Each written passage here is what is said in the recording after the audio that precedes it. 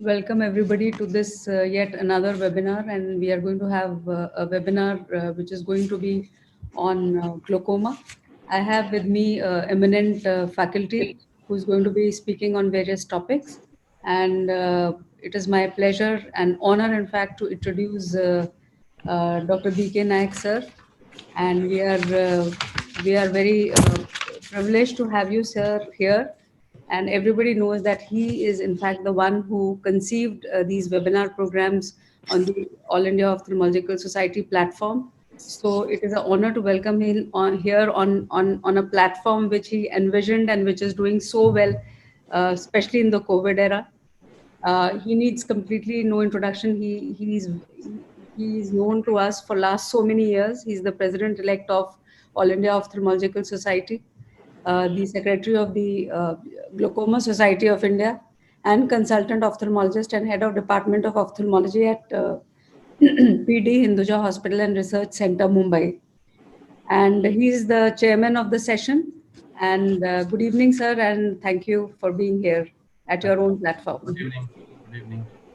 Uh, we have with us today another stalwart, and that's Dr. Chitra Ramamurthy, who's the chairperson. She likes to call herself chairman, but I always call her chairperson of Academic and Research Committee. And she's a medical director at the Eye Foundation at Coimbatore, Tripur, Uti, and Mettupalayam. And she's basically passed out her post graduation from Trichy, and she has numerous presentations at national and international platforms to her credit. And she's also the recipient of Shiva Prasad Hadia Award for Refractive Surgery at AIOC 2009 at Jaipur. Again, thank you, Chitra, for coming here, and welcome to you.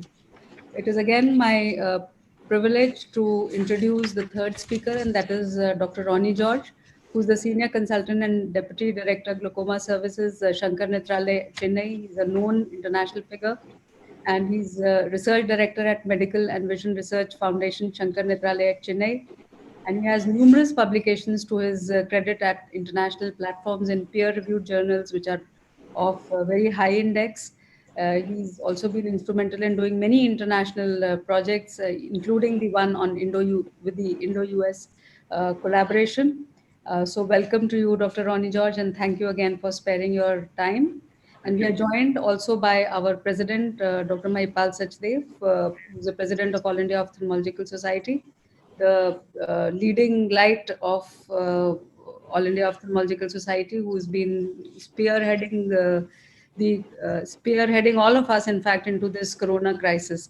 So thank you, sir, for joining. I know that you were at some other webinar, and thanks a ton for coming here. And now I would request Dr. Rajesh Sinha, who's the treasurer of All India Ophthalmological Society, to introduce our other speakers. Good evening, President Sir and Nayak Sir. And it gives me great pleasure to introduce Dr. Sirisha Senthil, who is currently the head of the BST Center for Glaucoma Care at LV Prasad Eye Institute, Hyderabad. She has done her MBBS and MS Ophthalmology and fellowship of the Royal College of Surgeons from Edinburgh, UK. She has also done fellowship in glaucoma at LV Prasad earlier. She has more than 100 publications in peer-reviewed journals, presented over 60 papers at national and international forums. She is an internationally renowned glaucoma specialist. She has special interest in refractory adult and pediatric glaucoma, glaucoma drainage devices, and managing combined cataract and glaucoma. I welcome you, Dr. Sirisha. And it also gives me great pleasure to introduce our colleague, Dr. Tanuj Dada, who is currently the professor of ophthalmology at RP Center, AIMS.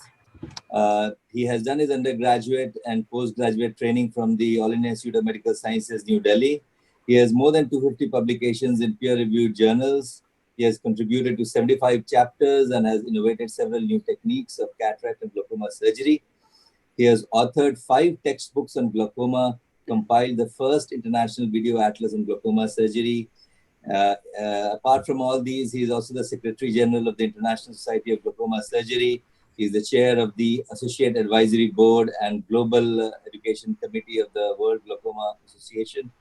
He also serves on the board of directors of the Asia Pacific Glaucoma Society, and is the chief editor of the Journal of Current Glaucoma Practice. And apart from all these, I know by my own personal experience, he's a wonderful human being, a great human being, and brings a lot of coolness with him. And the topic that he's discussing today is also something which is really innovative. So I welcome you all. Thank you, Daniel. So now I would request Dr. Chitra Ramamurthy to give her talk on COVID-19 and glaucoma.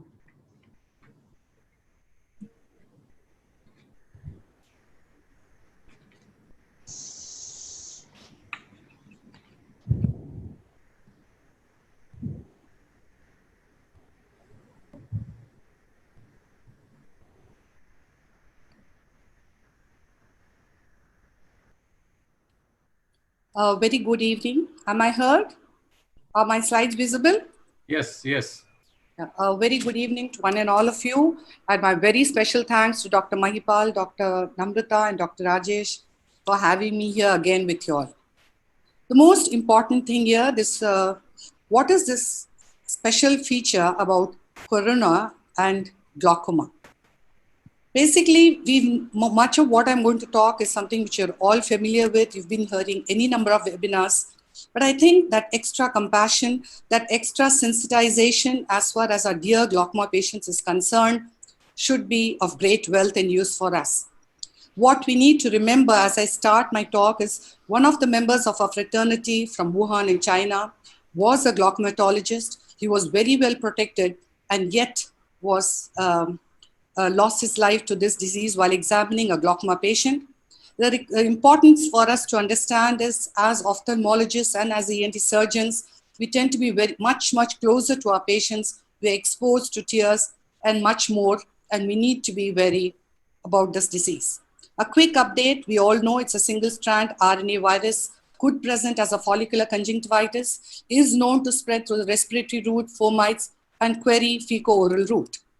The asymptomatic carriers are about whom we need to be really wary of. And of course, any amount of protection of environmental contamination could be said any number of times and stressed. The basic outline of management continues to be the same. We need to ensure continuity of care, a very strict administrative control, triage, personal and patient protection. And till this lockdown is over, only emergency surgeries and a very gradual transition to the other surgeries. The reason why we talk about glaucoma patients again is because this is a very vulnerable age group. They have varied level of anxiety on a day-to-day basis when we have seen them because of their visual debilitation. So what is mandatory is that we should pull out the list of all our glaucoma appointments over the next couple of months, send a full large-scale SMS to them. Besides that, spend time on a telephonic counseling separately with these glaucoma patients and tell them why we are going to stagger the appointments and tell them that we should avoid unnecessary routine visits the next few months because we really care that they come back to us again and again over the years. We should use this opportunity. Any window is necessary with these patients who are older and forgetful. We should discuss their medications, collecting drugs from our hospitals, and we should tell them to be receptive to the fact that there might be alternate prescriptions. As long as they are the same formulations, it does not matter over the time period. We should use this opportunity to reiterate on the application schedule, washing of hands, the punctal occlusion, and tell them that they need to visit us only if there is an apparent emergency. We need to guide them on fixing the appointments because they tend to be quite forgetful. Somehow glaucoma and age and forgetfulness go hand in hand. We would promise them that there's going to be minimal waiting time, but we should warn them that there is going to be certain personal protections which are going to be mandatory during the visit. We'll promise them that we're going to stock all the glaucoma medications in abundance in our respective hospitals, and reassurance, reassurance, and reassurance is going to be a mantra with this dear lot. Some of us have already faced the first day post-op and the first few days in our early days of lockdown. So we must have already told them that we are going to minimize their post-op appointments, and very few would have at all needed a digital massage, maybe an extreme situation. Probably even releasable sutures with the intraocular pressures are in single digits, lower digits, Probably we should do away with it because we do not have OT sterilized instruments and we may have to rely on an instrument sterilizer. We should tell them about hand wash, of course, the distancing, social distancing, wearing of masks, protective gear, and tell us only if there is a drop in vision, some redness, and some more pain. What we could do is we could top up the steroid drops a little longer duration, greater frequency, because we are no way going to be doing needling or 5FU procedures to take care of those early bleb fibrosis cases. And we should use this opportunity to tell them that they should be using medicines in the unoperated eye. As far as the administrative control is concerned, that is the mantra now which we have to follow. We have to emphasize to these glaucoma patients that there is going to be a greater need of virtual visits, teleconferencing. We should tell them that do not come back to us unnecessarily in the next couple of months or more. We could supplement it with generous loads of SMS information, educative materials, a very energetic, very helpful helpline, and ensure that there are enough of drug-free refills in our hospital. Of course, personal protection must have been told to us any number of times in the last couple of weeks by our AIOS leaders. So we need to do all of it, the infrared the thermometers, the history taking, which is so very critical. And any amount of emphasis on this does not go waste. And of course, personal protection, even more so because we're going to be so much closer to these patients. We have to tell them that they bring in one attender. We have to allow that because these are our older patients. And we would tell them that all of them have those strict regulations at the entry point, and a very efficient triage is needed, especially we decide when we do gonio, when we check the pressure, when we do the fields, and no dilatation for a while to come.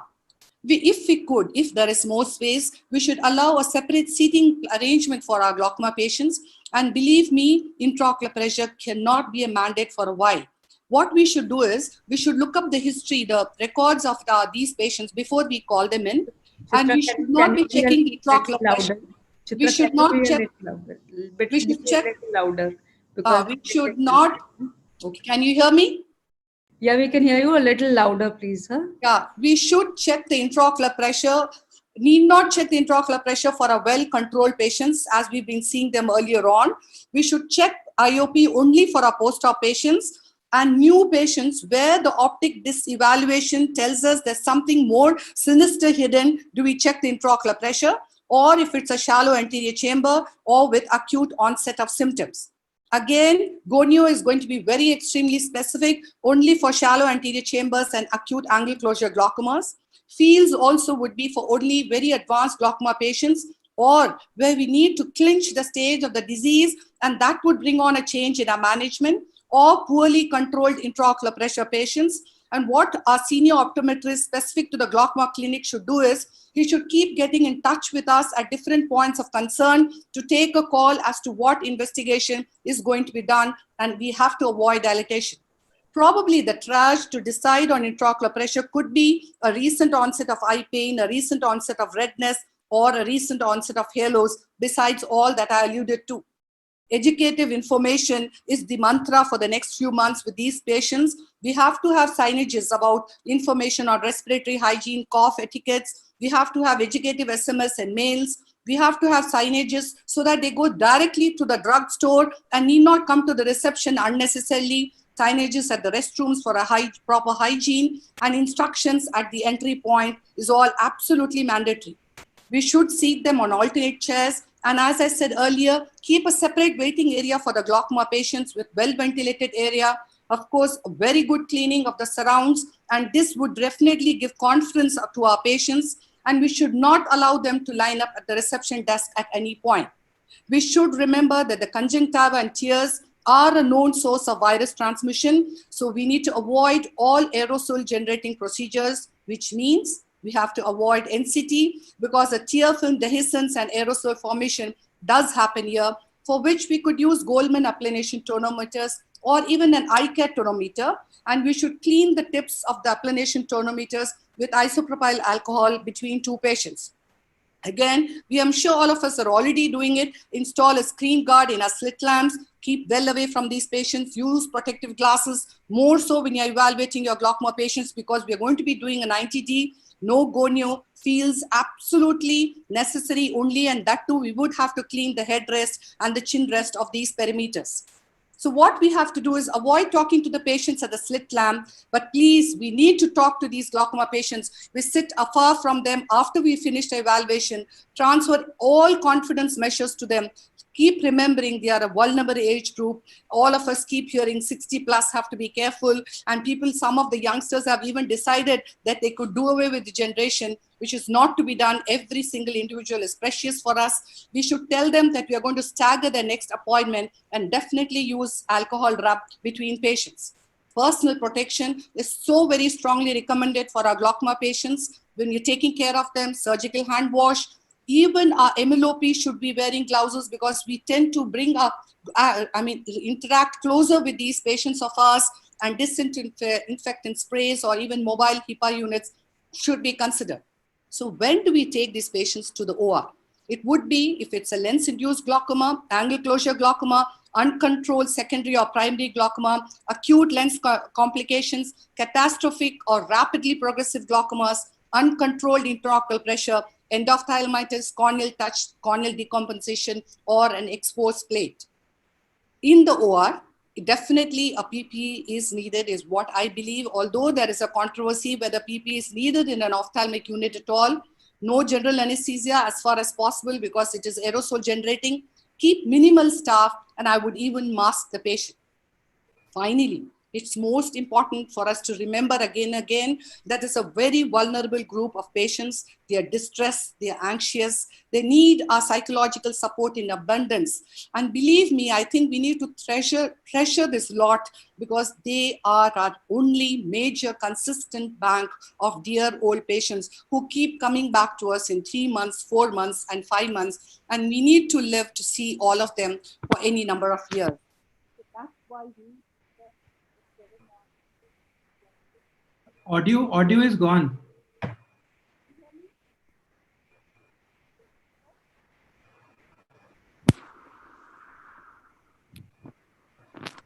Can you hear me? Yes, now it's clear. Now it's clear. You heard most of it? You have to be loud. You have to be speaking loudly.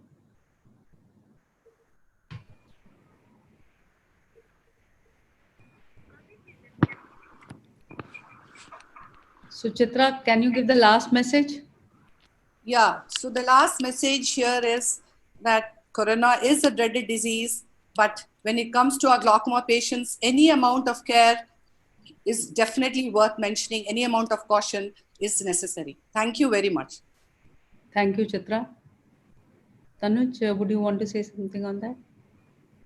I think Dr. Chitra has very nicely highlighted the tips regarding management of glaucoma patients. There is just one issue regarding the guidelines for sterilization of tonometers. So the American Academy of Ophthalmology came out with a guideline that if you want to kill all the viruses, including adenovirus, then the best chemical to use is sodium hypochlorite. So if you use the alcohol spawn, some amount of adenovirus can still remain. So for a complete sterilization, it is better to use 1:10 diluted sodium hypochlorite solution. There are some questions for Dr. Chitra. The first question is from Dr. Pawan Kumar Jain. Can corona present as conjunctivitis? That's how it was very strongly thought in the initial days, but it's not necessarily so at all now, from what we understand. But I think it is an evolving disease and there's so much more of changes which keep coming in. So we're really not sure about that. But yes, a conjunctivitis patient, I think all of us have been so primed that we would definitely take them separately and evaluate them and not allow them to mix with the general lot. I think there is some data that, if you have a COVID positive patient, 1 to 3% of them can have a conjunctivitis. So what you said is absolutely true. You have to avoid doing a NCT because that can generate an aerosol, and preferably use a Appalachian Goldman tonometer or a Rebind tonometer and use a separate tip for each patient. There's one more question that is regarding if you have patients scheduled for perimetry and OCT, especially elderly patients, should they be called right now or should they be asked to wait?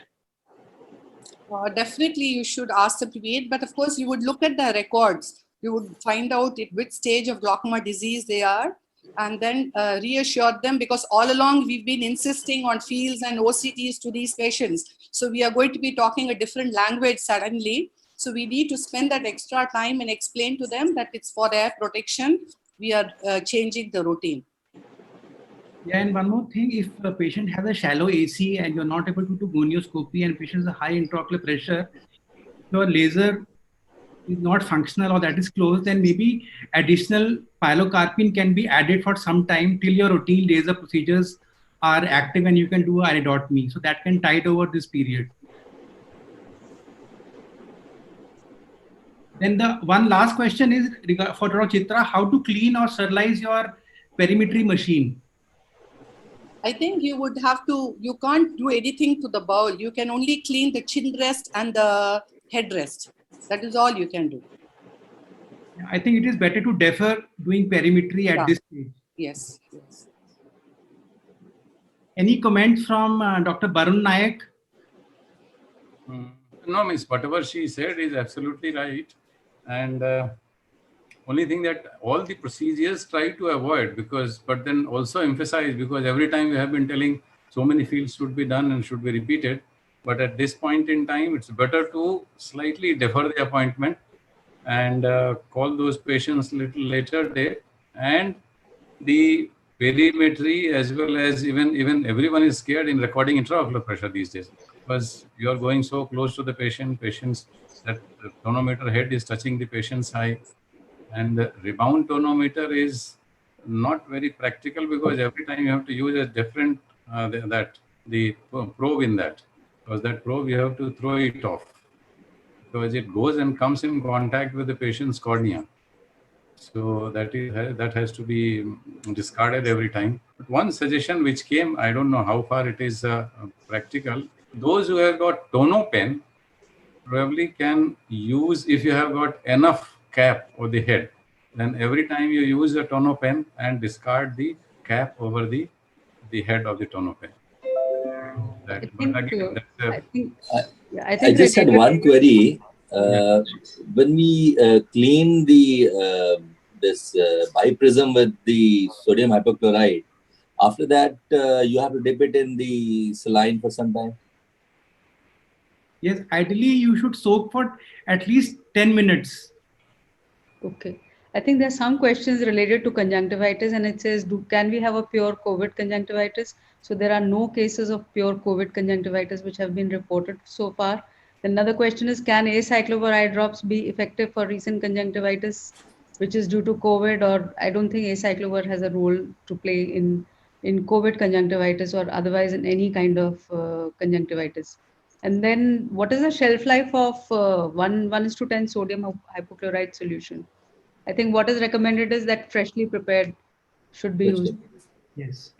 Can I add a point, Dr. Namrata? Yeah. Yeah. So how to prepare this 1:10 sodium hypochlorite is a question, because we had to do a lot of research before we could actually learn how to do it. So what we normally get is 6% sodium hypochlorite, which is a concentrated one. 1:10 is take 1 ml of that and 9 ml of distilled water. So that is 1:10. And that can only be stored for 24 hours. So you prepare in the morning, use it, and then at the end of the day, you discard it. So you can, so what we do with the tonometer tip, the prism tip, is that the tip has to be dipped in sodium hypochlorite and kept for, apparently what is described is beyond 5 minutes is not a good idea. Less than 5 minutes is what the WGA guidelines tells, because I believe over a period of time, it could be detrimental to the tip of the tonometer. And then in between patients, like what Dr. Chitra rightly said, we use isopropyl alcohol swabs to clean it. And once you have dipped in sodium hypochlorite, after that you have to dip it in saline as well? No need. So you leave it. So ideally what we are practicing currently is that we use sodium hypochlorite. So why do we need to use sodium hypochlorite, and why not only isopropyl alcohol 70%? 70% isopropyl alcohol is quite good in disinfecting for the bacterial infections and the viral infections. What we know is that for EKC, that is epidemic keratoconjunctivitis, adenoviral keratoconjunctivitis, the isopropyl alcohol swabs are not that very efficient. And sometimes the spores also, it is not very efficient. So sodium hypochlorite apparently is good for all types of microbes. But we can't keep using this because you need to clean it. Like you rightly said, you need to dip it in either saline or you need to clean it with something else. It can leave residues. So what we do is in the morning, we use the sodium hypochlorite for less than 5 minutes or up to 5 minutes, and then leave the biprism there. Before we start doing it for a patient, applanation for a patient, we clean it with isopropyl alcohol and let it dry. So that way we are not using saline and things like that and not repeatedly dipping it. And we, at the end of the day, before we leave the prism in a box, we clean it with sodium hypochlorite. So it's not in between patients because that is going to consume a lot of time, and how you handle it is also not easy. Should we go on to the next lecture? Namrata is 725. The audio is gone off. So please, Tanuj, can you the next lecture, introduce the next lecture? So the next lecture will be on managing patients beyond intraocular pressure. What additional things we need to work in a patient of glaucoma? That will be by Dr. Sirisha Senthil. Yeah, thank you, Dr. Tanuj. So I will.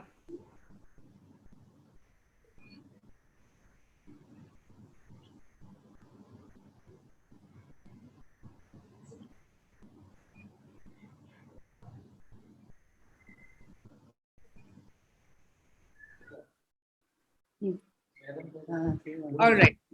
So, good evening, everyone. We know that to treat glaucoma, the only thing that at this point in time we are comfortable treating is by reducing the intraocular pressure. And we definitely know that decreasing intraocular pressure is beneficial. So when you ask a question, how useful is reducing intraocular pressure in patients with normal tension glaucoma or patients with normal intraocular pressure? There is enough evidence to tell us that even in patients who have damage at lower intraocular pressure or at normal intraocular pressure control is the most important way of treating the glaucoma. So why do we even talk about this topic? What do we need to do beyond intraocular pressure? I'm sure each of us, and I definitely have a certain number of patients for whom, despite doing to the best of our abilities, despite decreasing the intraocular pressures, some of them tend to progress. And we are at a fix, not understanding what do we do with these patients. They are compliant, they come back to you whenever you ask them to, and everything else, as far as they are concerned, they are following your whatever you are advising them, but despite that, they tend to progress. So in case such a thing happens, what do we need to do and how do we evaluate our patients and what all do we need to understand? I will take you through a case that was a very interesting case that actually helped me to understand certain concept. This was about 7 to 8 years ago, a 64-year-old gentleman with normal tension glaucoma who's been on treatment with PG analog since 3 years. His baseline intraocular pressures were not high though.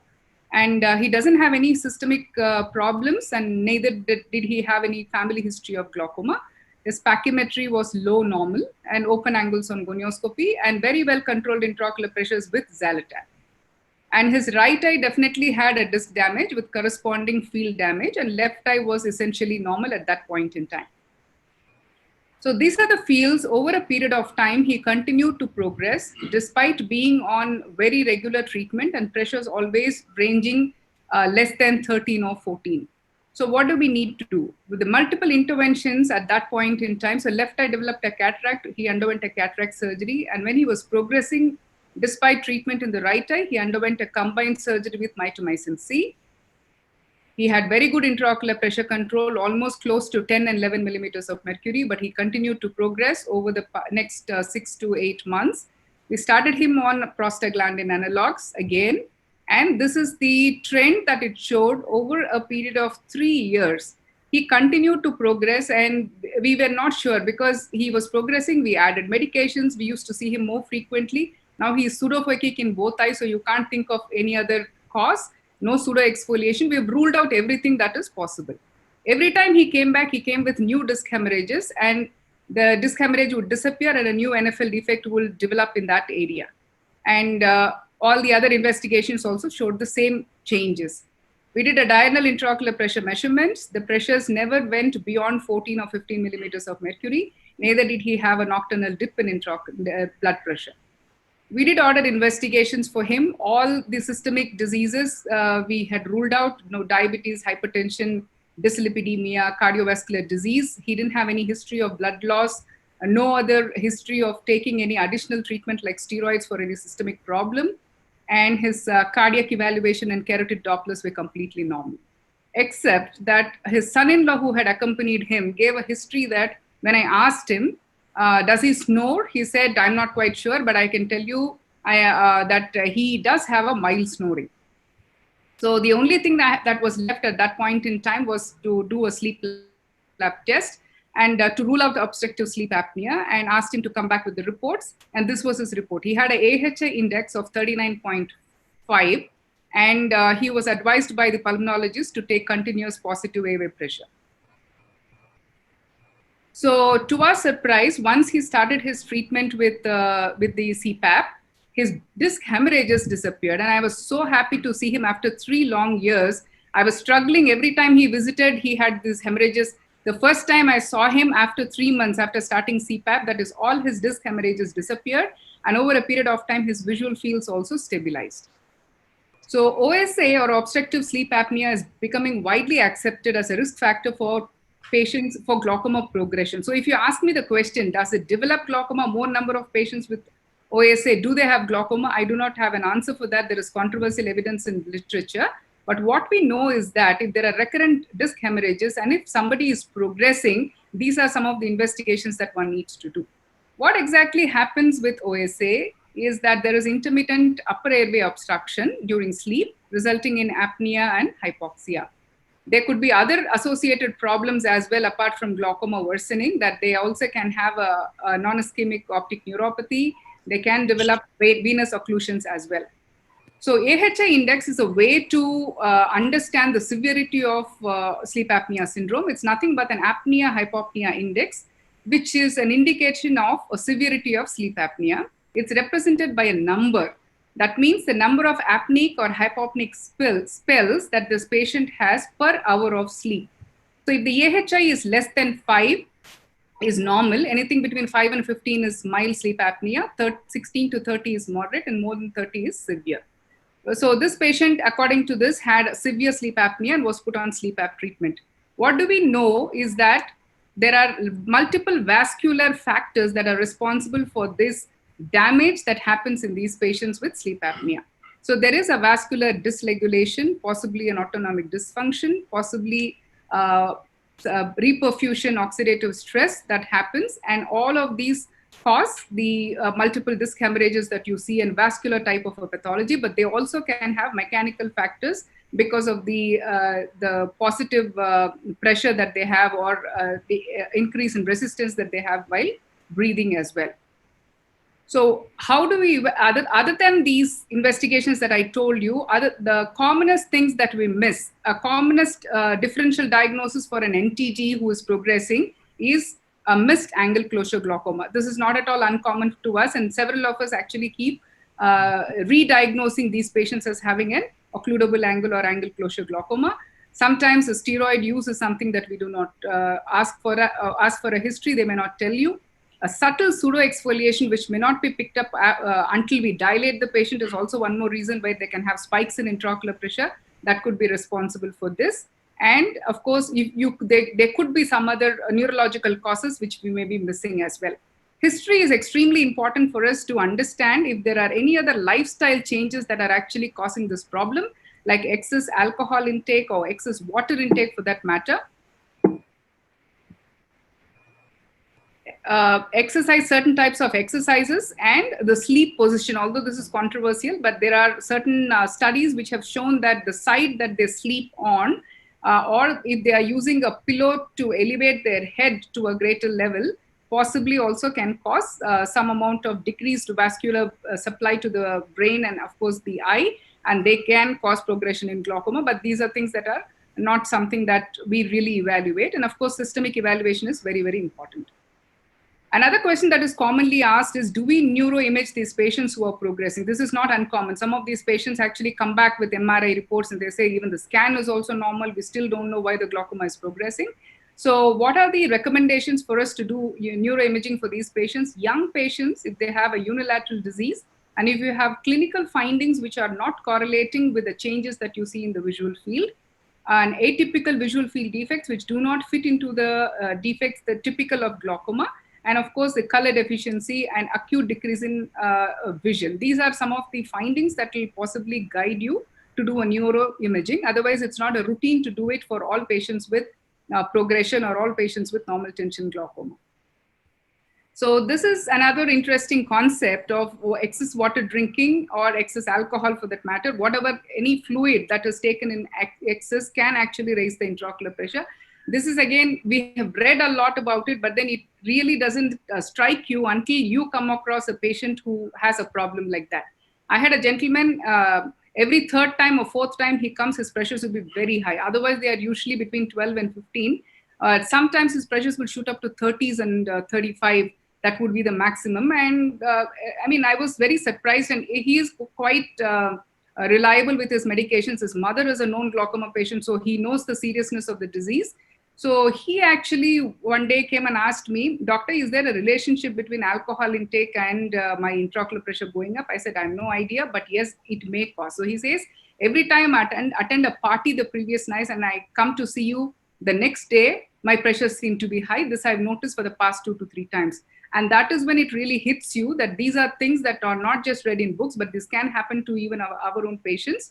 And whenever there is something unusual happening, I think we need to pause, go back and ask them what other things could have happened that has contributed to this change. So even water, excessively drinking water, let's say 1 liter, 2 liters of water, some of them do that excess water drinking in the mornings, especially when they wake up and after they do some exercise. Some people have the habit of doing this, and for glaucoma patients, it may not be a wise thing to do. They can definitely take water, but then stagger it and take it in limited amounts. So what does that excess water drinking do? It apparently increases the choroidal blood flow and the volume, and of course, increase in the fluid outflow, fluid inflow, as well as raise in intraocular pressure. So some exercises, this is a common question that patients ask, does exercise affect intraocular pressure? Not general exercises. General exercise is good for health. So apart from that, there are certain asanas like Sirsasana, which a study from Shankar Nethralaya has shown that there could be a 2-fold increase in the baseline intraocular pressure in a head down position. That is because of the excess blood flow. So any position of your head that is lower than your heart can increase the intraocular pressure as well. So this, again, for somebody who is progressing, this may matter, but otherwise, as such, these asanas may not be detrimental to everyone. So can glaucoma progress when intraocular pressure is well controlled? This is a question with which we started. So I would just like to summarize to tell you that yes, it does, and we do come across these patients. And what all do we need to evaluate in these patients who progress? I think we need to think beyond the intraocular pressure. A good clinical evaluation of the eye is extremely important to rule out the other conditions like angle closure, pseudoexfoliation, or any other condition that is actually causing any other secondary cause that is causing a rise in intraocular pressure. Take appropriate history, appropriate systemic evaluation and investigations that are necessary. Do not over-investigate them, but then I think a clinical judgment is necessary for us to evaluate. Otherwise, a list of investigations that we give is not necessary. And most often when you do an NTG, when we give an NTG form and ask for investigations, several of them come negative. So if we have a patient who is progressing despite a normal intraocular pressure, always suspect insufficient intraocular pressure control. That's the first thing. And sometimes I also ask this patient, so they may have used the medications very well before they came to see you, but it's possible that in between they've been skipping their medications. This is again not uncommon at all. And in between, whether they have stopped using these medications, timing of using medications, the way they apply medications, all these are extremely important. Apart from that, diurnal fluctuations in intraocular pressure is something that we always have to remember. Missed angle closure is not uncommon at all. Systemic factors like high blood pressure or dip in nighttime blood pressure, a nocturnal dip. Apart from this, again, using antihypertensives at night time, which again can relate to decrease in the blood pressure at night. Sleep apnea is a very, very important factor. This is something that is not commonly thought of, but again, like I said, when we see fresh disc hemorrhages happening, this is one investigation that we definitely have to do. In fact, if I can give you an example of if I suspect a patient of as having sleep apnea and ask for investigation, until now, from what I have seen, except for 2 patients among the 50 or 60 that I have sent, all of them have had moderate to severe obstructive sleep apnea. So it's not uncommon at all. And it's just that we need to suspect and do it in appropriate patients. And of course, the abnormal things like excess water drinking and certain types of exercises is something that when you go back and ask them the history or spend a little time with them, and I think they will be able to give us these additional information. So that will help us to treat the patients better. All right, thank you. And I would like to take questions.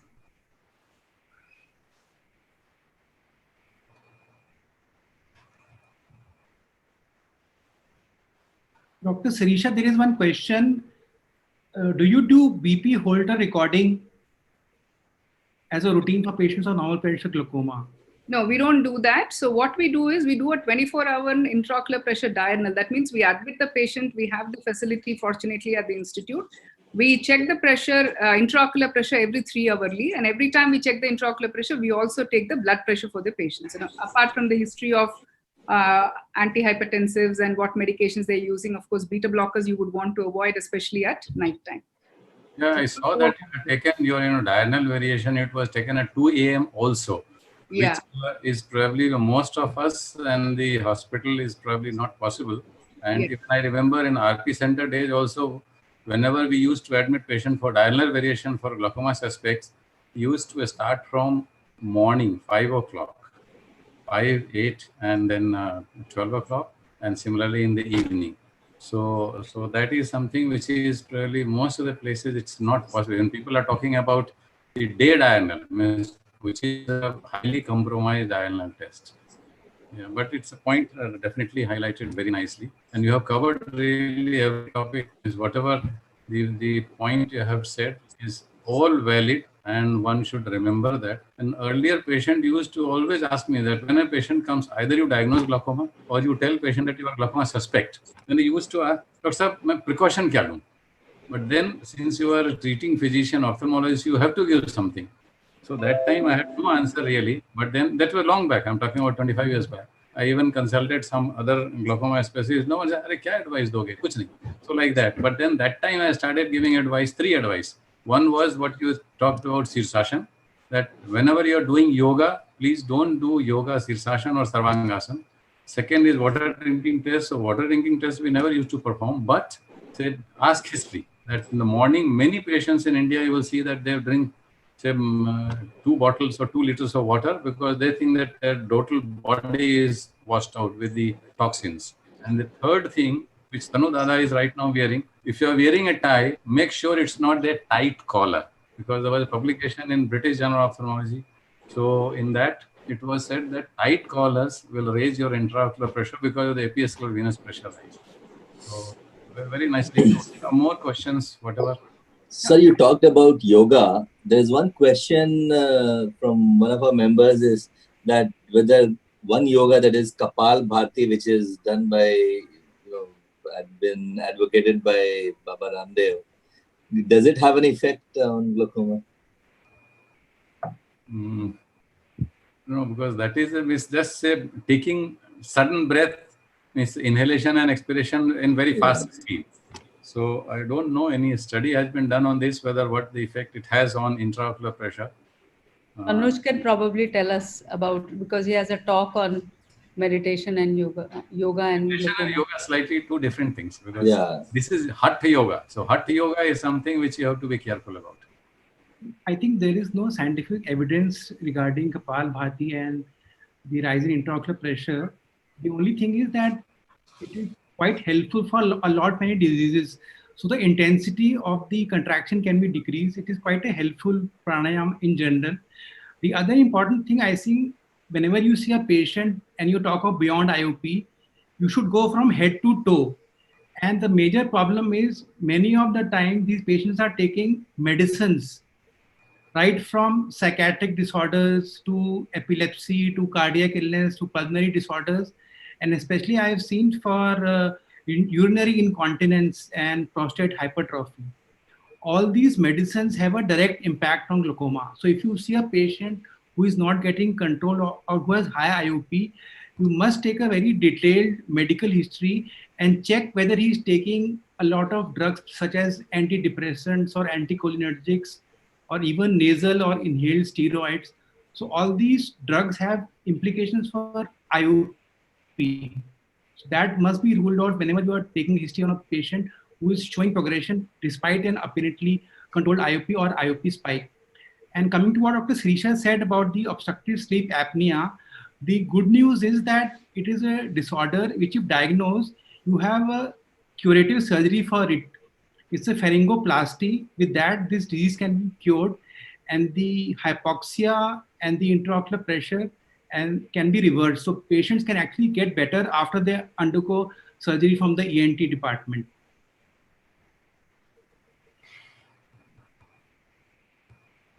Should we move on to the next talk, Tanuj? Yes. So our next speaker is Dr. Ronnie George, who will be covering the important issue of quality of life in glaucoma. Thank you, Tanuj.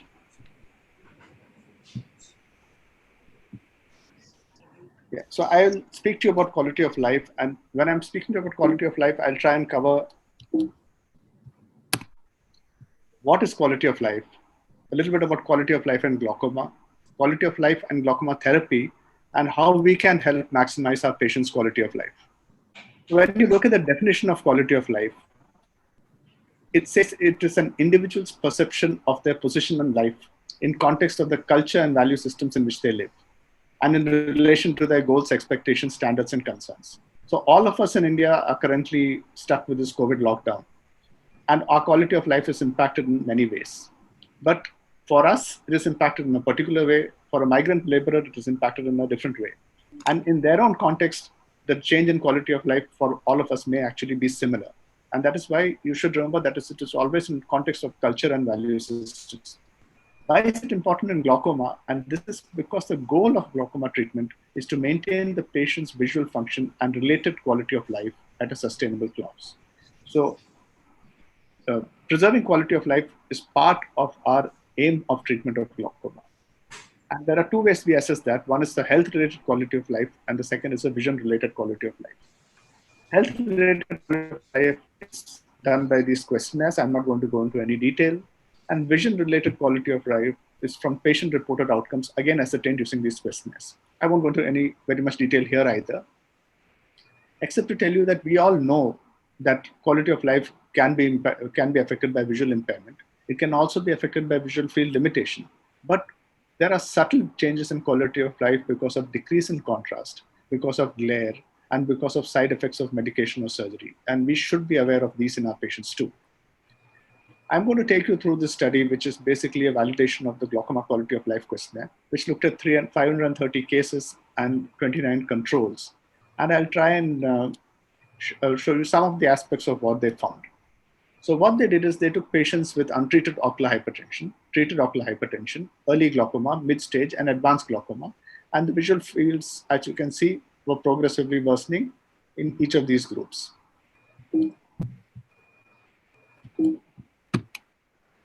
They asked them questions in terms of psychological well-being, self-image, daily life, burden of treatment, driving, anxiety, and confidence in healthcare. And the questions, I'll just take one example here. For driving, they asked about difficulties driving during the daytime, difficulties driving in the dark, and difficulties driving for long periods of time. And based on this came out, this is a summary information from that study. And what you have over here is you have a score ranging from 100, which is the best, to 0, which is the worst. And you have two things over here, a ceiling effect and a floor effect. What you mean by a ceiling effect here is that there were few patients, typically 1 or 2 patients in each group, who had no problem at all regarding psychological well-being, self-image, or driving. But look at the floor effect. And you will find here, there were between 4 and 30% patients who had the very worst scores in each of these categories.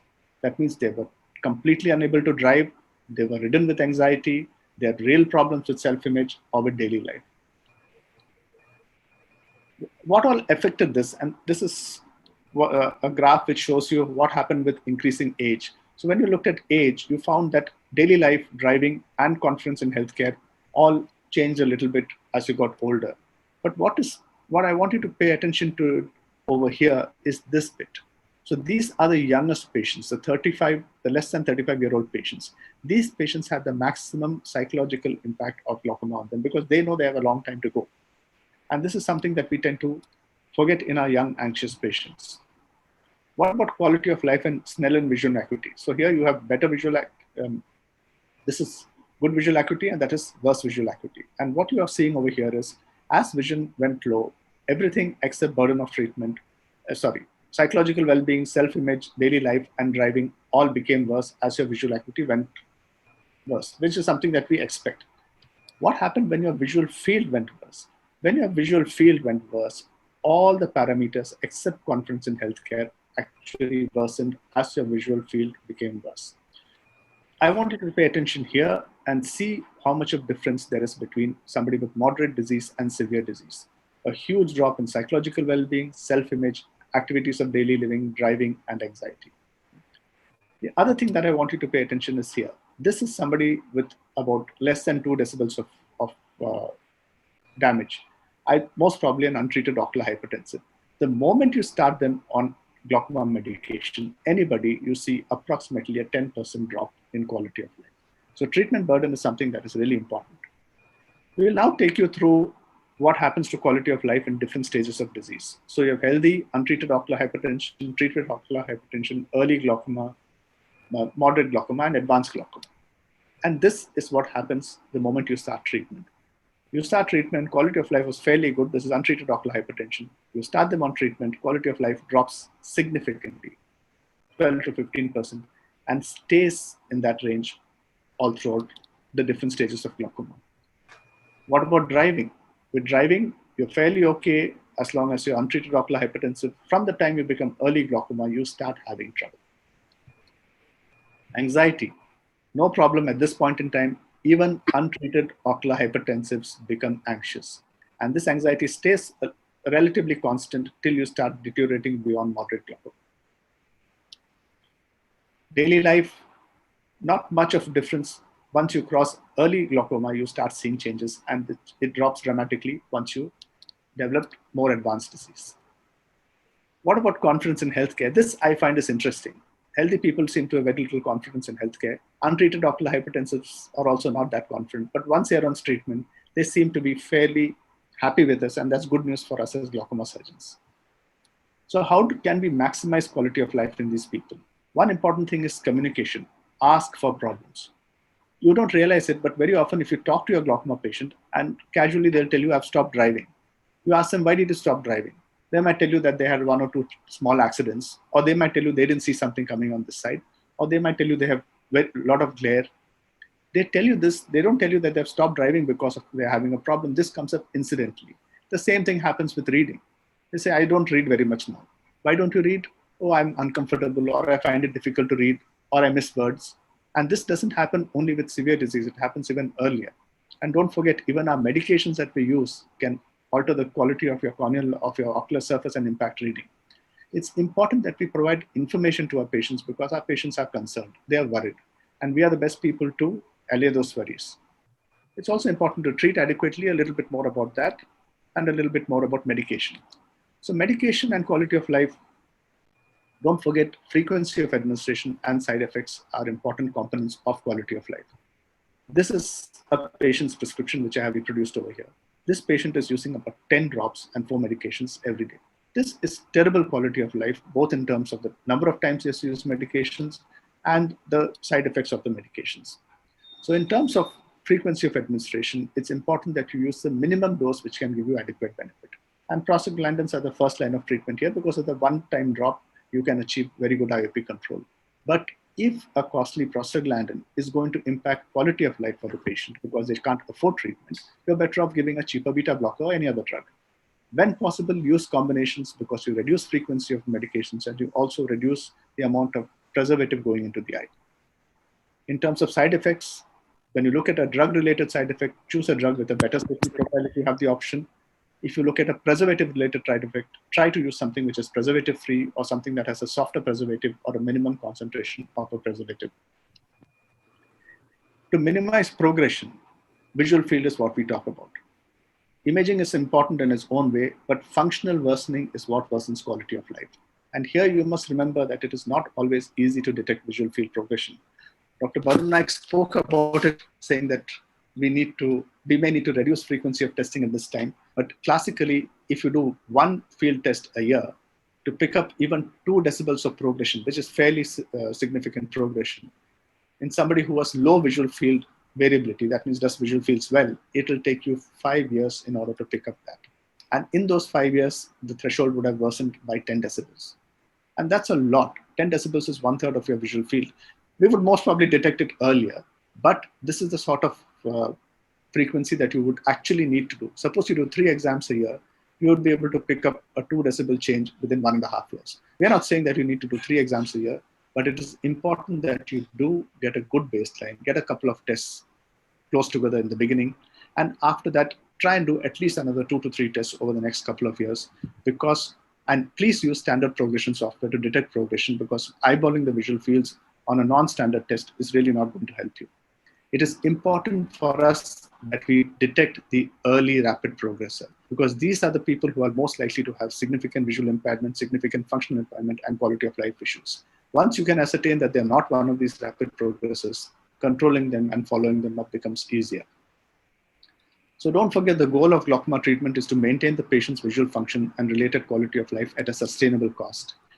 Glaucoma visual field loss influences quality of life even early in disease. You can get driving problems fairly early. You can have increase in falls with moderate disease.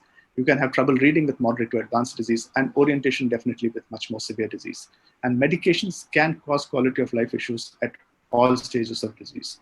So it's important that we provide adequate information, appropriate treatment, and adequate follow-up to our patients in order to maximize their quality of life. Thank you, and I'd be happy to take questions.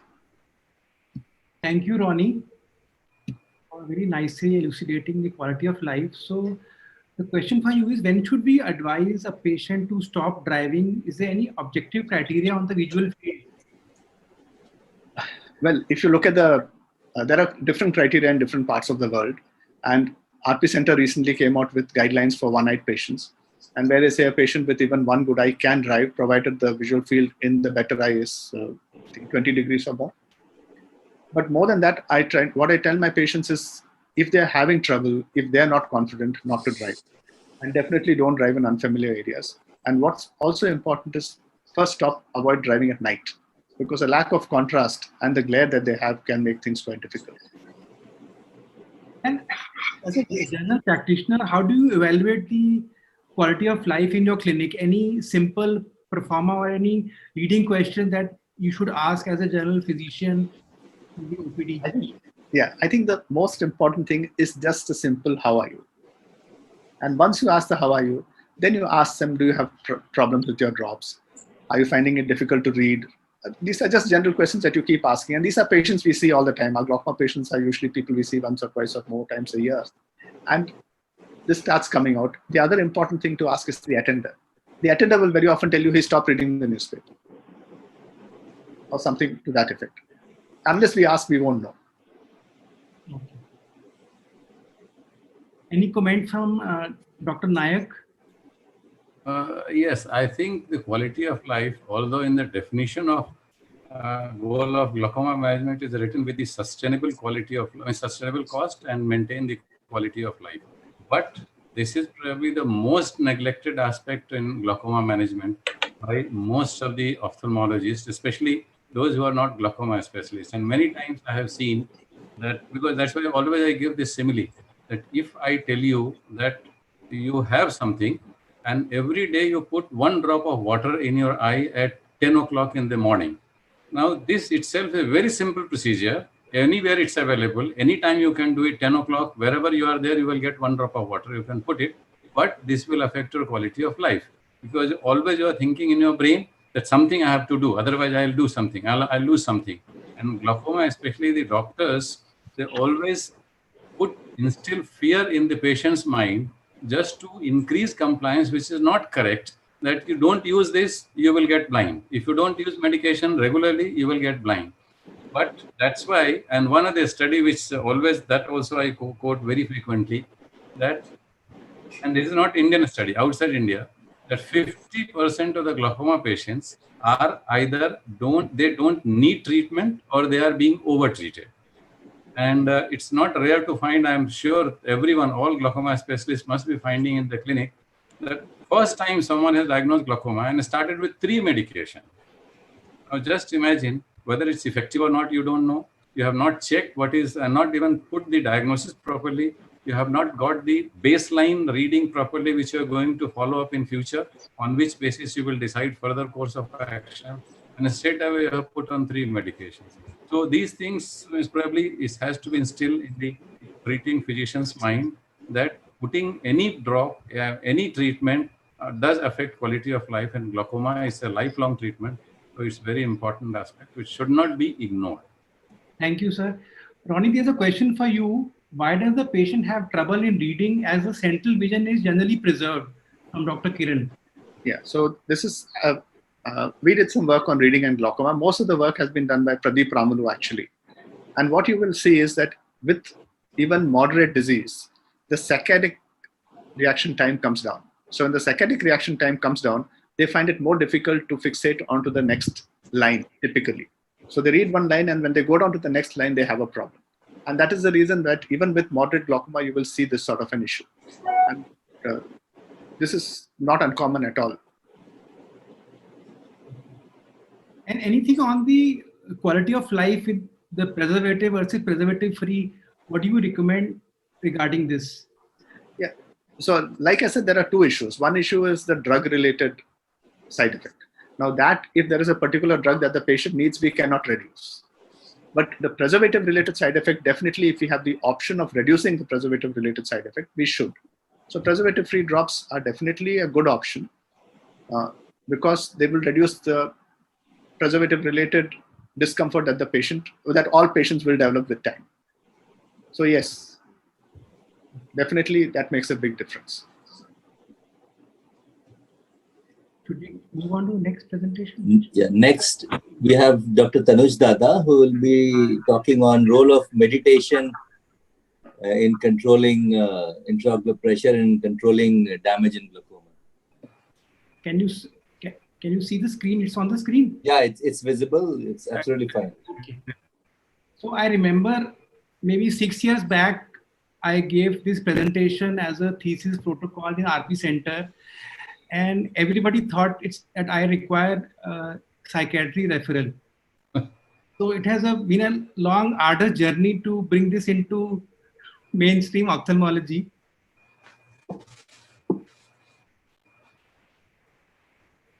And I have no financial disclosure, but this is one of the books I read as an undergraduate. This is from a European explorer who came to India to investigate this business of meditation. And since you have a lot of time during the lockdown, I would recommend this book you should read, The Quest of the Overself by Paul Brunton. This is on why and how to do meditation, what is the benefit.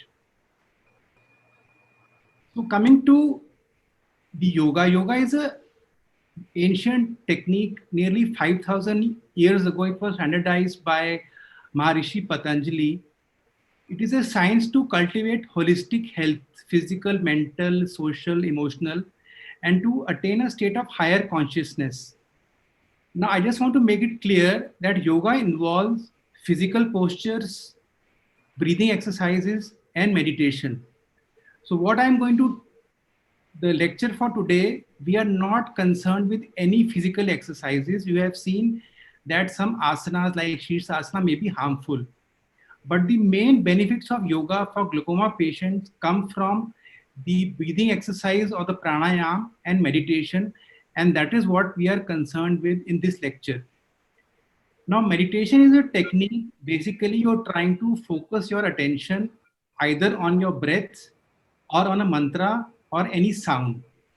And the second form of meditation is called open monitoring, where you just observe your thoughts. The basic purpose of meditation is to induce a state of relaxation, and that leads to a state of calmness and equanimity. In terms of modern physiology, meditation leads to what is known as the relaxation response. This is a physiological response driven by the parasympathetic nervous system, which counters the stress response driven by the sympathetic nervous system. So basically, when you're doing meditation, you are initiating the relaxation response, which has got numerous positive effects on the human body. Now, you're all aware that if you have stress, you get high blood pressure, you get systemic hypertension. But what I want to emphasize is the new thing we have found is that like increased stress leads to systemic hypertension. Similarly, increase in stress can also lead to ocular hypertension or rise in the intraocular pressure.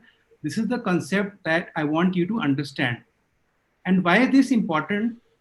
Now, any glaucoma patient who walks into your OPD, you ask the patient a leading question: do you take any form of steroids? Because steroids lead to rise in intraocular pressure. But perhaps what you should also be asking the patient is, does he have any psychosocial or emotional stressor in the recent past, or is he under some chronic stress? Because increase in stress raises the endogenous cortisol in the body, and that leads to an increase in intraocular pressure. Because patients of glaucoma are already high steroid responders, and if you have a rise in endogenous cortisol, that can significantly increase the intraocular pressure. So not only do we ask for exogenous steroids, your endogenous cortisol, if high, can raise your intraocular pressure. It can be a causative factor and even worsen your glaucoma. The second important concept I want to discuss is about the effect of glaucoma on the human brain. Now, you have heard numerous lectures on glaucoma, and you have had this list of all the factors that are implicated in glaucoma. What we treat is the intraocular pressure, but like what you heard from Dr. Sirisha, you can have ischemia, autonomic dysfunction, you can have oxidative injury, glutamate excitotoxicity, and you can have decrease in neurotrophins to the brain, increased inflammation, and nitric oxide dysfunction. Now, we have heard all these elements which cause the glaucoma or RGC apoptosis, but we can do nothing about them. So this is all in the theoretical domain for us, nothing we can do about it till now. And recently it has been shown with MRI imaging that glaucoma, there is a transsynaptic degeneration affecting the occipital cortex and the lateral geniculate body. So you have brain changes occurring in glaucoma patient. That is why the new concept is that the brain is the potential diagnostic and therapeutic target for glaucoma, and that is what we are going to discuss. Now, what is the relationship between stress and brain degeneration? Whenever you have increased stress, that raises the serum cortisol. The cortisol goes and damages the hippocampal neurons, and the hippocampus is responsible for memory. So if you have rise in cortisol, you have destruction of the hippocampal neurons, which leads to a loss of memory and dementia. And this may be one of the reasons why glaucoma patients are often reported to have poor compliance and adherence. These are very famous studies done on aging, the MacArthur studies, and what they found was that the cognitive decline, the degeneration in the brain, is directly associated with increased levels of cortisol. But the good news is that you can reverse the degeneration if you lower the levels of cortisol. As you heard from Ronnie, that glaucoma directly impacts the quality of life. So our glaucoma patients have a poor quality of life. They have high levels of dementia, anxiety, depression. And furthermore, what we reported was once you start therapy, because of the drug side effects, the quality of life worsens. And we are not doing anything regarding the quality of life till now. And the next concept is, what is the impact of meditation on the human brain? In the last decade, there has been a lot of research on this, especially from the United States of America, because they are working on longevity. And this is the thing that is important to understand, that meditation can actually reverse neurocognitive decline. And MRI imaging has shown evidence of neurogenesis in the adult brain with meditation. This is the first study done from the Harvard Medical School. The first author was Sarah Lazar, in which they reported that meditation was associated with an increase in the gray matter thickness. You can see in the graph, this is the normal decay in the gray matter over age. And this straight line is meditators. And they found that meditation offsets age-related cortical thinning. And this was even reported from the occipital cortex. And this is a meta-analysis from 21 neuroimaging studies. And the gist was that meditation experiences was associated with the increased synthesis of both gray matter and white matter in the brain. Now, these are cross-sectional studies, so there was some limitation to these studies. So this second study from the Harvard Medical School, this is a longitudinal 8-week study in meditation-naive patients. And what they showed, even with 8 weeks of meditation, there is an increase in the volume of the gray matter. Similarly, with meditation, increase in the white matter density in the brain has been reported. And this is due to increase in myelination and axon density. So there is a structural increase in both the white matter and the gray matter of the brain. And this is a very interesting study. They have calculated what is known as the brain age index using artificial intelligence. And what they found was that the brain of meditators was 7.5 years younger than control. So what they concluded was that meditation is useful for preservation of the brain, and it definitely protects against age-related cortical atrophy. And this is what is actually neuroprotection, that what we have been looking for. So meditation can confer a neuroprotective property to the human brain. Now, what about the cerebral blood flow? So it has been well documented that patients of glaucoma have a decrease in both the ocular blood flow as well as the cerebral blood flow with MR angiography imaging studies. And there is also reduction in the cerebral blood flow to the visual cortex, which is directly correlated with the visual field and the retinal nerve fiber layer damage. So the question is, we know blood flow is reduced, but can we do anything about it? So this is the study done with meditation using the single photon emission computed tomography. And what they showed was that with meditation, there is an increased blood flow to the brain, which is well documented. And this is our study done with the Department of Physiology in AIIMS. And this is a new technique in which we can study the oxygenation of the brain using functional near infrared spectroscopy. And what we found was that with a 6 weeks trial of meditation, there is an increase in oxygenation of the brain, which is very significant for glaucoma patients. And this is a recent machine that is there in our Department of Psychiatry, where they're measuring the oxygenation of the occipital cortex. So what we found was that glaucoma patients who underwent meditation, there is an increase in oxygenation of the visual cortex, and that can be very helpful for glaucoma patient. Now, coming to normal pressure glaucoma, I have a number of patients coming to my OPD, even doctors, who have IOP 10 to 15, and they continue to progress with visual field damage. And that is because of they have an autonomic dysfunction, and that is what the cause for normal tension glaucoma. Now, it has been very widely reported that patients with normal tension glaucoma have an autonomic dysfunction. They have an increased sympathetic activity and a decrease in the parasympathetic activity. And this is because they have, how do you measure the autonomic dysfunction? You measure what is known as the heart rate variability. So better the heart rate variability, better is your autonomic dysfunction. But what was found was that patients on normal tension glaucoma have a disturbance in autonomic dysfunction, with a predominance of sympathetic activity. And this leads to vasoconstriction and ischemia that causes the visual field damage in normal pressure glaucoma. And you can see that the visual field progression was directly correlated with the autonomic dysfunction. So higher the autonomic dysfunction, faster is the visual field progression. And this is an important concept to understand. Now, can we do anything about it? So this is the new concept emerging in science, the brain over body, that is the willful regulation of autonomic dysfunction.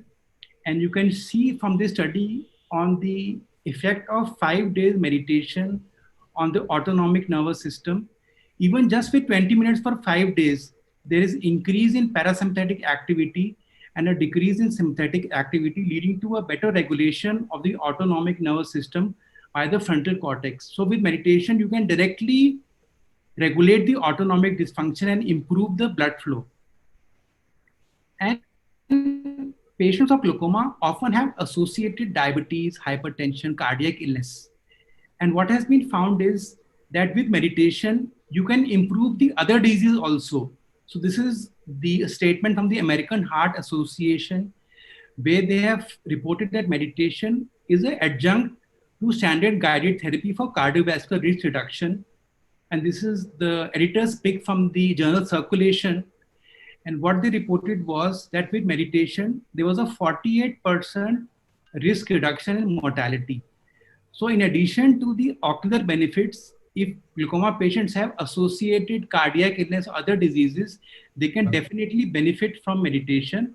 And it is useful for a variety of psychiatric and physical disorders, in addition to the benefits for ophthalmology.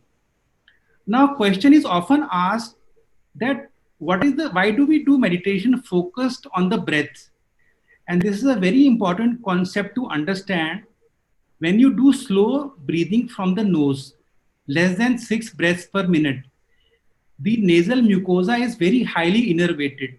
So you directly stimulate the nasal receptors, which modulate the olfactory bulb activity. And this in turn modulates the brainstem and the cortical function. So if you reduce your breathing to less than 6 breaths per minute, you can directly modulate the function of the autonomic nervous system and the cortex. So this is a very important concept recently reported in Scientific American, that proper breathing brings better health. Now, a number of patients are not able to meditate because they just can't concentrate. So a simple take-home message is you ask them to do 3-6-5 breathing. That means 3 times in the day, reduce your breathing rate to less than 6 breaths per minute for 5 minutes. And this leads to activation of the parasympathetic nervous system and creates a relaxation response, which is helpful.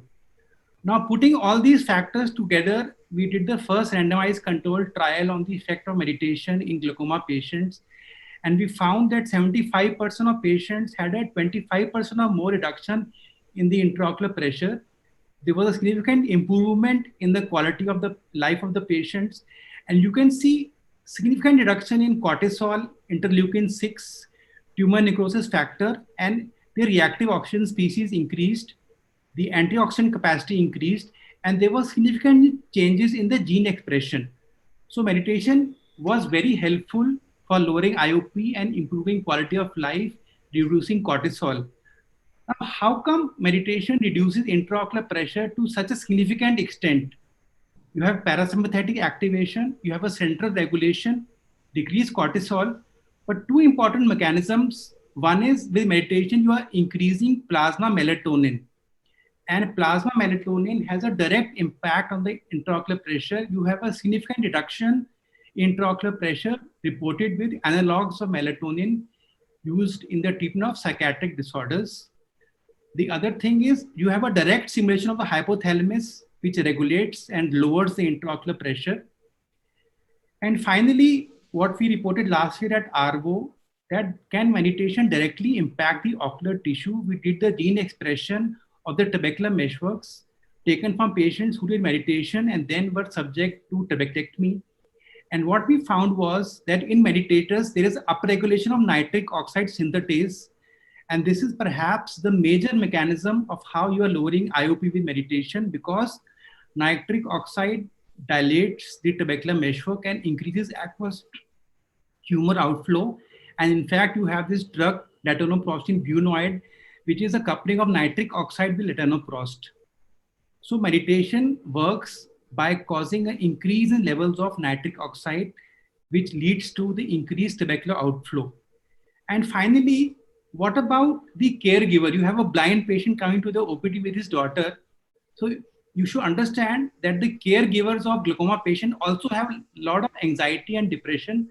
This is the first study we reported from RP Center about the caregiver burden in patients of glaucoma. And so we should also target the caregiver, and with meditation, you can have improvement in the anxiety and stress of the caregivers of glaucoma patients. So you have billions of dollars spent on research for glaucoma, but Mother Nature has put in us an inner precious pharmacy. And this is the article, the AIOS email has this article for all of you, meditation as a polypill for the comprehensive management of glaucoma patients. So just by one intervention, you can reduce the intraocular pressure, you can increase the ocular and cerebral blood flow, you can reverse autonomic dysfunction, reduce oxidative stress and inflammation, lead to increase in brain-derived neurotrophic factors, positively impact the quality of life, and also impact the systemic disease the patient may be having and improve the quality of his caregiver. So my take-home message is that treat the patient as well as treat the target IOP. So you have to treat not only the intraocular pressure, but consider the patient as a target and treat the eye as well as the patient behind the eye. And as all of us get closer to meeting our maker, this is a very nice question asked to Lord Buddha. So he was asked that, what have you gained from meditation? And he replied, nothing. However, let me tell you what I lost: anger, anxiety, depression, insecurity, fear of old age and death. Thank you very much. Thank you, Tanuj. I think that was an excellent presentation. And you were right. People will find it hard to understand. And so that article is very apt, which we have circulated. And now there are more questions on meditation and less on glaucoma. So can you repeat once more how 365 has to be done? Meditation, focusing the mind, you have to silence the mind, and that is not an easy process. So the easiest way to do meditation is to close your eyes and focus on the breath. So the 365 method is reported in Scientific American, that is 3 times in the day, you reduce your breathing rate to less than 6 breaths per minute for 5 minutes. That induces a state of relaxation. It upregulates the parasympathetic nervous system and downregulates the sympathetic nervous system. And with that, you can have a regulation of the autonomic nervous system, and that state of vasospasm can be dealt with, which is causing ischemia to the optic nerve head. Dr. Tanuj, there's a question which says that if you are running a study, how do you control the meditation? How do you quantify or control the meditation? So whether a patient is actually meditating, how much he is meditating, how do you quantify that? So that can be quantified. You have a special apparatus, it is known as the EEG cap. So if the patient is doing this trial, he has to wear an EEG cap. And with the EEG, you can monitor the brain waves and you can make out whether the patient has reached a state of meditation. That is the objective method to quantitate meditation. Mm-hmm. Okay, so there's another question which says that like drinking excess water or beer can increase the intraocular pressure. So there's a question by a gentleman, Dr. R.K. Singh. He says, if you have 2 pegs of whiskey, that will cool you down and also kind of get you nearer to meditation. So would that reduce the IOP? Sir, that question, I think Dr. Rajesh Sinha is the expert on whiskey. I think there are a lot of such questions, whether pillow will increase intraocular pressure, obesity will increase, excessive drinking of water, what will have. Sirisha, can you answer that? Excessive drinking of water, what role it will have on IOP, then pillow, then obesity, then steroids for systemic use. Valsalva maneuver. Yeah, so they're all one-liners. Sure. So 2 pegs of alcohol, I have no idea. Maybe some of you guys can tell. Yeah, excess of any liquid. When we say excess water is excess, that's the, I think, the liquid that you consume the maximum. So 1 liter, 2 liters at a time. That's, in fact, that is what we use even for a water drinking test to find out whether the intraocular pressure in patients with glaucoma is excessively going up or not. So that is something that you should avoid. Pillow is when we are in a lying down position. Even otherwise, the intraocular pressure goes up because your heart and your head are almost in the same level. And when your head alone is elevated, that means when you're using a pillow, excess elevation of the head alone also can compress the veins in the neck, and that could possibly increase the episcleral venous pressure, thereby increasing the intraocular pressure as well. So there are some reports which have shown that if you want to avoid, if suppose you need a head and shoulder, you could actually elevate the head end of the bed rather than increasing the height of the pillow. So these are some things that we need to work on, and not for everyone, but for patients who specifically are worsening. Obesity, yes, again, it's going to increase the difficulty in, it's going to have difficulty in breathing, and mechanically also that could increase the intraocular pressure. And plus, several of these patients may also have difficulty in breathing at night, and sleep apnea is also associated with excessive obesity as well as the excessive soft tissue in the neck. So these people may also have associated sleep apnea.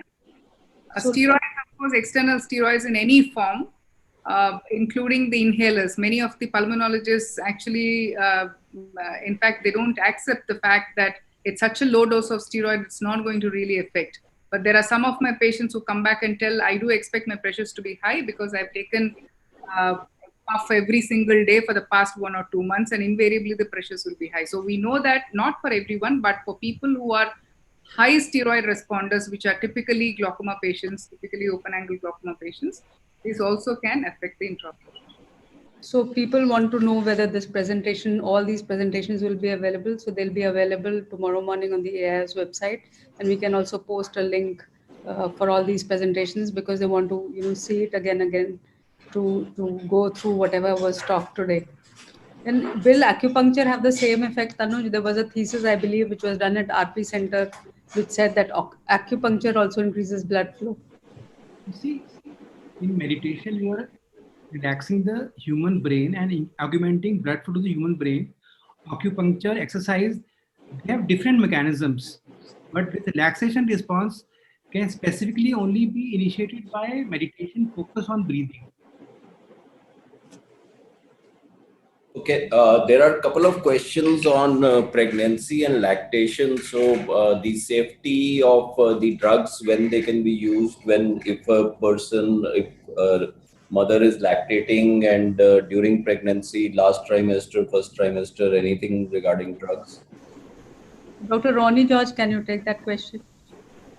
Yeah. So when you look at drugs in pregnancy, they are graded between A and X. So A is a drug which is considered to be absolutely safe with human studies which have shown no issues.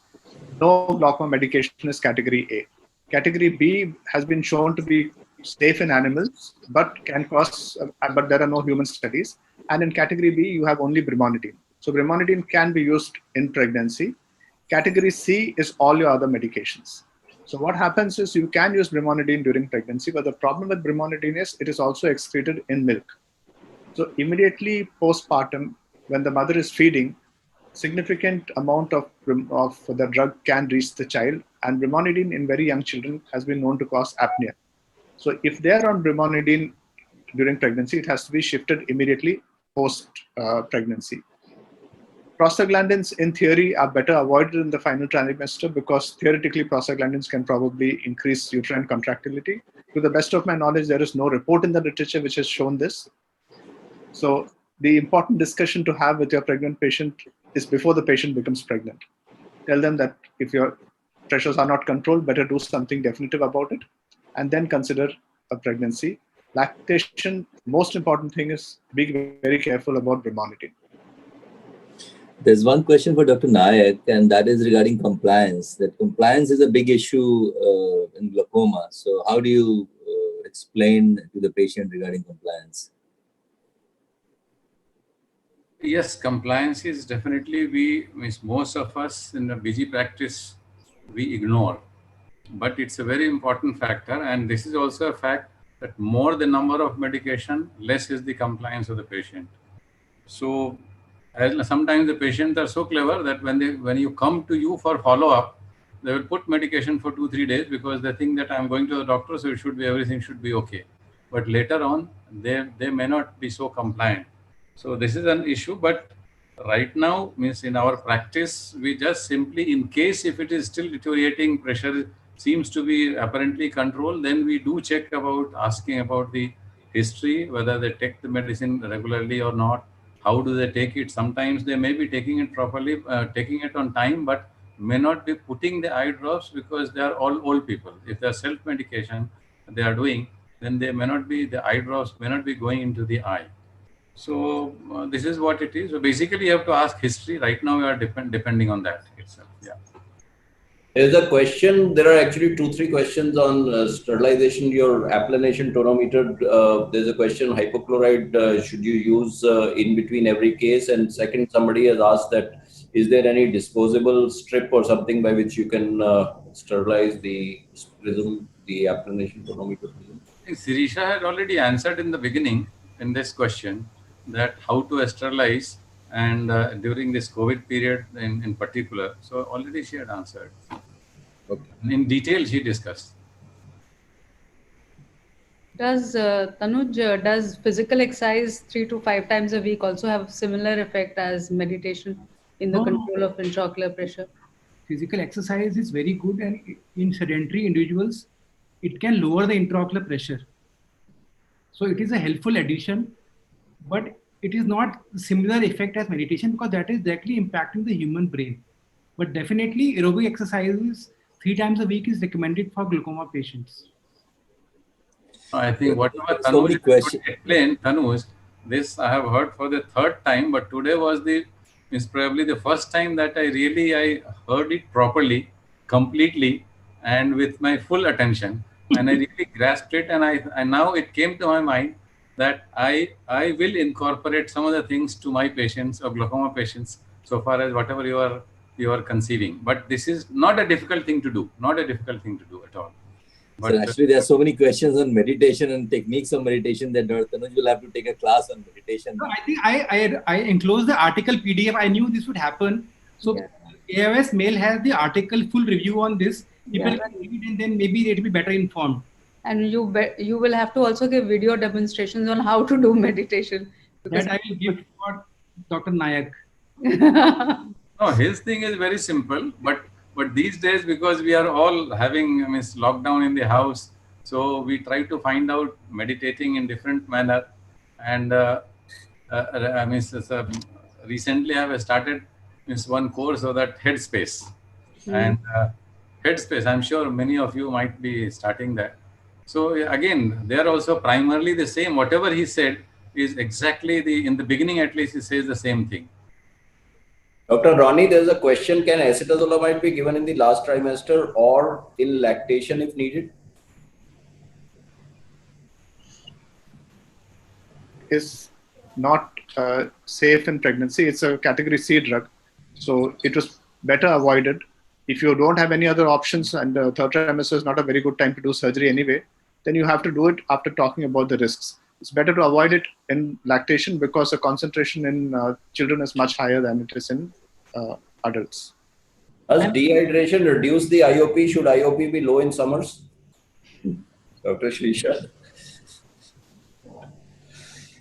Yeah, possibly. But actually, the other way around, IOP is found to be higher in winters. So the question whether it is lower in summers or not, I do not know. But definitely in winters, it is higher. Not only in those patients who take puffs of a steroid if they are asthmatics, but even otherwise, I think it's got something to do with the vasoregulation and vasoconstriction that the external temperature causes, which possibly increases the intraocular pressure. Should topical beta blockers be never combined with systemic beta blockers? Would you advocate combining them? Somebody is on systemic beta blocker alone. What is the relationship of topical beta blockers? Can you give it? Are they more effective, less effective? No, it should be avoided because, say, in a systemic beta blocker, if you're taking for your blood pressure or whatever reason, then already it will produce some effect on intraocular pressure, lowering effect it will have. So on this, if you add topical, it will only add to the toxicity, but it will not have the desired effect, whatever you wanted with the topical. So it should be avoided. There's no second thought about it. You mentioned something about, Dr. Ronnie, about putting the drops, if they are preservative free, then the frequency, and if they are with the preservative, then the frequency, regarding the quality of life. Can you clarify that again? Because somebody has asked for a clarification of this again. So basically, whenever you use a medication which has a preservative, you're exposing the eye to all the risks of benzalkonium chloride or whatever preservative is being used. And benzalkonium chloride can cause significant ocular surface disease. And ocular surface disease is one of the reasons why a person has poor quality of life, because they have more irritation, they have problem reading, they have all sorts of issues.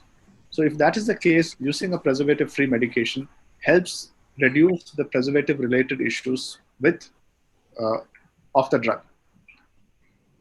That is the Ronnie, reason why. Ronnie, I was just asking, is there any difference in the effect on intraocular pressure lowering effect of the same medication with preservative and without preservative? In theory, there is supposed to be a difference. In theory, there's supposed to be a difference because using a preservative is supposed to increase absorption of the drug. But if you look at the published literature on preserved versus unpreserved drugs, you actually don't see a significant difference. At least in the published literature, you don't see the difference. In theory, everybody thinks that it should be there. Okay, there is a question on alternative medicine. So somebody has asked, Ayur leaves, which is hashish, and homeopathic drops, and Ayurvedic drops and eye tone. Anyone has any experience or any comments on pressure lowering effects or raising effects of any of these? Yeah, so I have no experience with any of the Ayurvedic or homeopathic medications. I have patients who have used them for years and come back with very significant damage. In terms of hashish, marijuana is now legal in parts of the US. And US glaucoma surgeons will tell you it's a big problem, because that's one more variable that they have when the patient comes to the clinic. If the patient has smoked recently, pressures are under good control, it has a very short-term effect, hardly few hours. And that's one more question they're forced to ask their patients before they check IOP. So short-term, marijuana helps, but if you really want it to help you with your intraocular pressure, you'll be high all the time. You have to take it that frequently. And one other thing that many patients earlier, because they used to use that homeopathic medicine, and always they used to call German medicine, the Cineraria eye drops. So if you take the leaflet out from the Cineraria eye drops, probably the entire encyclopedia of ophthalmic diseases are mentioned in that it's helpful in this. So that many patients, they say that I'm using Cineraria for cataract, very common, but even for glaucoma, some patients. So which I don't think has any effect whatsoever. Dr. Sirisha, somebody has asked that is increased IOP in winters related to increased BP in winters? Could be, although the several studies have actually not shown a relationship between raise in intraocular pressure and raise in blood pressure. But what Dr. Tanuj said, I think, is very, very appropriate. They may have different mechanisms, but one of the common things that they have is possibly increase in the cortisol levels. Apart from that, the increase in blood pressure can happen because of vasoconstriction, and the same thing also could increase the intravascular pressure, and that could increase the intraocular pressure as well. So this is not uncommon at all. In fact, patients come and tell you that recently my blood pressure went up very high. Is that the reason why my intraocular pressure is also high? This is a common question that I hear. I don't know how many of you have heard this, but this is not at all uncommon. And invariably, when we say, okay, continue the same medications, maybe we can possibly give a little bit of Diamox for a short period and then call them back in a month, and by then the blood pressure is also controlled. So their intraocular pressure also comes down. So they do have an indirect relationship, whether it is just the cortisol levels or whether it is to do with the vasoconstriction, may not be, maybe multifactorial is what I think. So I think there's one question which all of you would need to answer, and that is, what is the role of Rho kinase inhibitors? It is, coming again and again. At least 5-6 people have asked about this. So What is the role of Rho kinase inhibitors as of now in glaucoma? Dr. Chitra? We've used it fairly minimally, and I would say I would think of using it as a third line of medication when I'm treating a glaucoma patient. Definitely not a first or second line. Dr. No, Ronnie? what happens, Namrata, that whenever any medicine which is introduced new into the market, then there is a lot of hype created before it is being introduced. So this is already, for this also the same hype has been created. And once this is introduced, then suddenly many people start using it. And then after some time, they come to know the reality that it is not something which is wonder drug, as if it is being projected, it is being projected. But what Chitra said is absolutely correct. This is not the first line of treatment. This everyone has to be very sure in their mind. It's not the first line of treatment. But for me, this medicine, at least because of one action, that this also has got some anti-inflammatory effect. So in post-operative patients, if I have to use some medication for a short period, where prostaglandins also, we are always scared using this. Others also, we are a little scared. So this, at least we have, now I prefer to use this medication in post-operative patients in case if I have to use it. But you can get very severe hyperemia. Many patients can't tolerate. They come back that this is causing too much of redness and just stop the drug. Yeah, so I think that is our experience also when we give it for corneal edema, that they come with bilateral, they come with congestion. So that is there. Dr. Roni, you've used it personally for any indication? Yeah, I've used it for a few glaucoma patients and also a few people with associated corneal issues. And I agree that it is not a first-line drug. It is a second-line or a third-line drug. And just like any other drug, it also has its side effects. And we must remember that. Congestion is very common, but there is also fairly other long list of side effects. In the Japanese population from where most of the studies have come, it seems to cause about 20 to 25% intraocular pressure drop. And that's more or less what most second-line drugs would give you. Coming from congestion, Venkatesh is asking, newer preservative-free travoprost has more congestion than with preservative. Any comments, or how do you go with that? Do you have the same observation? Anyone? Well, I have not noticed that. And the preservative is only one part of the formulation. There are other things also in the drug, and the way the drug is formulated itself can maybe have an impact on the surface. So it's possible that, that it is actually true that hyperemia may be more common, but other preservative-related effects may be less. So I think this question you must have been asked at all presentations, and all the general ophthalmologists want to know this. And that is, what is the difference in the IOP lowering effect of a drug which is, manufactured in India vis-a-vis a drug which comes from multinational company? Is there a difference in the generic versus the original drug of a MNC in terms of IOP lowering effect? Okay, maybe I will share a study that we did some time back, where we compared Xalatan versus generic Indian latanoprost, and we did a crossover study in the sense that patients were started on one drug and then switched to the other, and the other group was started on the second drug first and then switched to Xalatan. And we did find a small difference, a mean reduction difference of about 0.8 millimeters of mercury across. But that doesn't mean that the generic did not work. It did work. There was a small difference, and that difference is because whenever you look at the concentration of a drug, suppose a concentration of drug is supposed to be 10. Legally, you are allowed to keep the concentration as low as 8.5 or as high as 11.5. So in a given drug, that can make a difference. The other components of the drug, and there are papers out of RT Center which have shown that the other components in the drug, the stability of the drug, all these things are different with generics.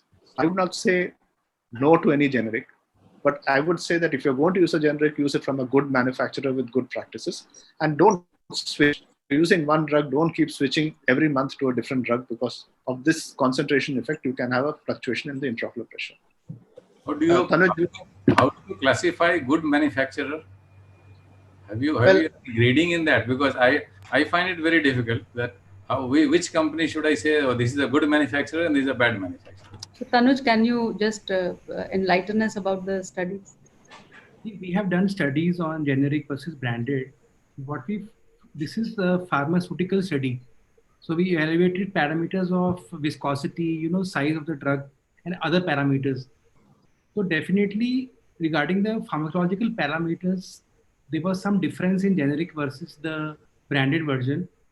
But in terms of the clinical efficacy, there was no difference. So the IOP lowering of the generic drugs was as good as the branded version. So I think in practical terms, you give the patient the drug and see the IOP lowering efficacy. If it is working well, and then there is not much difference in branded and generic. And second issue is some of the branded medicines, the cost is not much different as compared to the generic medicines. So you have to take into account the volume of the drug, the drop size, and whether there is actually a price difference. If there is no price difference, then you can go ahead and use a branded drug, because the long-term side effects are definitely less what I found in our clinical practice. In patient with very advanced glaucoma, you don't want to take a chance. And I think the future will be the preservative-free unims. That is the best from a drug, because even with the drugs which don't have BAK, they have other preservatives. So the ideal drug is preservative-free. So I think the future will be single-use disposable drugs. That is the best as far as the ocular surface is concerned. Post YAG capsulotomy raised IOP, what are the possible mechanisms?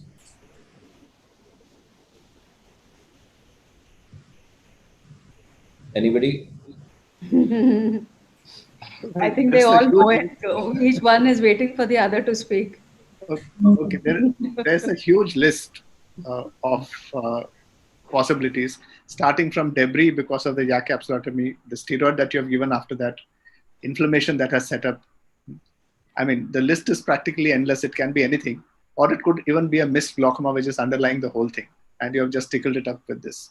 And somebody has used too much of energy. Yeah.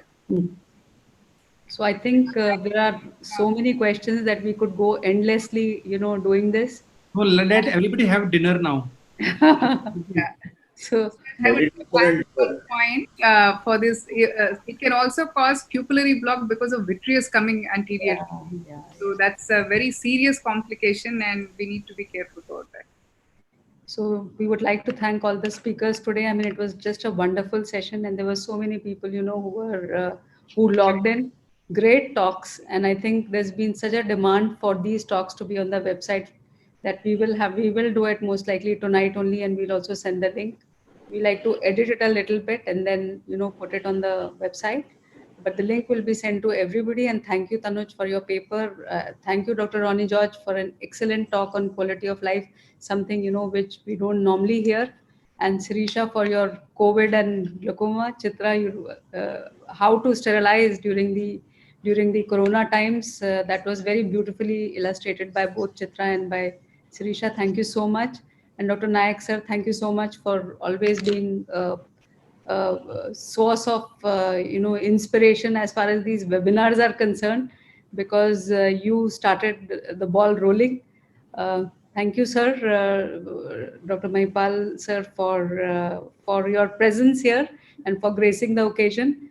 We thought that because you had another commitment, you will not be able to make it, but thank you so much for being here. And of course, Rajesh Sinha, thanks a lot for your contributions to this webinar. I would like to thank the JNJ Santon for organizing this webinar, and the team, Gaurav, for doing the whole logistic, looking after the logistics of this webinar, and of course the team which is at the AIO's headquarters, Kripal and Raki. So thank you, everybody. And thanks a lot. We'll again take your help for future webinars. Sure. Thank you, Namrata. Thank you, madam. Thank you, Namrata. Thank you. Thank you. Mahipal, Rajesh.